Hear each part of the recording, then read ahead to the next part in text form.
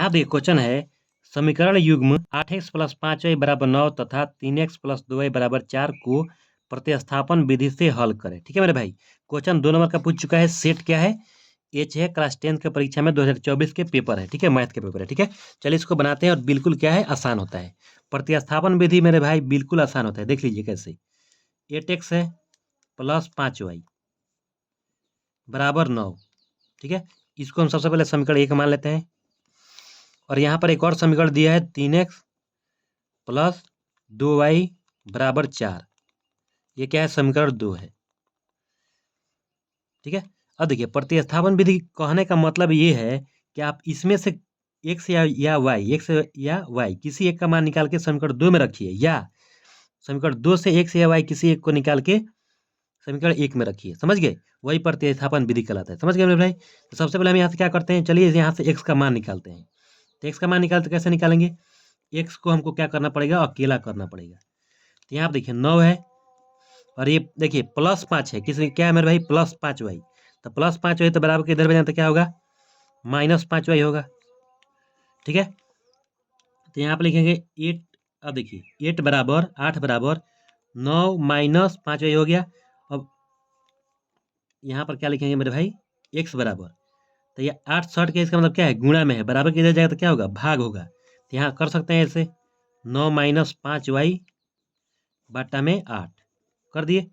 x का मान यहाँ निकाल दिए। अब इस x के मान को हम कहाँ रख देंगे? समीकरण 2 में रख देंगे। तो क्या हो गया? प्रतिस्थापित हो जाएगा। ठीक है, इसीलिए इसको बोलते हैं प्रतिस्थापन विधि। समझ गए?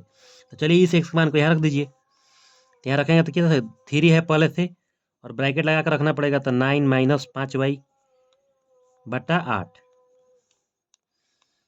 + 2y = 4।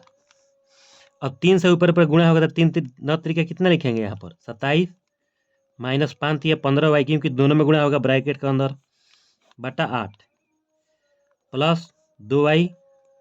यहाँ पर 1 मान के क्या करते हैं? बटा का जोड़ बना लेते हैं। ठीक है मेरे भाई, तो यहाँ देखिए, तो जब एलसीएम 1 और 8 क्या लेंगे तो यहाँ पर कितना आएगा? एलसीएम 8 आएगा। ठीक है, तो यहाँ पर लिखेंगे 27 - 15y और +8 दूनी कितना? 16y, क्योंकि 1 है यहाँ पर 8 में, जब 1 से भाग करता है 8 बार में जाएगा तो 2y में 8 से मल्टीपल है तो 16y होगा। ठीक है, बराबर 4। अब देखिए 4 के नीचे 1 मान के इसका भी क्रॉस मल्टीप्लाई गुणा कर लेते हैं। 8 में 4 से गुणा होगा और 1 में इस सब में होगा। तो 1 में किसी भी संख्या से गुणा होता है तो कितना रहता है? उतना ही रहता है। और 15y में से देखिए -15y है +16y है, तो 16y में से 15y घटा दीजिए तो केवल क्या बचेगा? +y बचेगा / 8 बराबर 4/1। अब 8 चौके के क्या होगा? 32 होगा यहाँ पर। तो यहाँ लिखिए 27 + y = 32।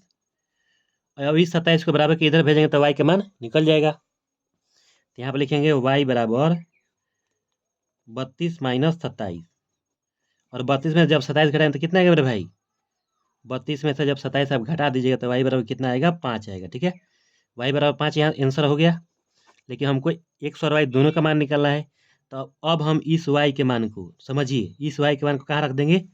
इस y की जगह पर इसको मान लीजिए कोई समीकरण 3 मान लेते हैं और यहाँ पर लिख देते हैं y = 5 किस में रखने पर? समीकरण 3 में रखने पर। 3 में रखने पर देखिए मेरे भाई, अगर आप समीकरण 1 में रखिएगा y की जगह पर तब भी आ जाएगा आंसर। समीकरण 2 में रखिएगा तब भी आ जाएगा, लेकिन हम यहाँ पर छोटा कर लिए थे इसको।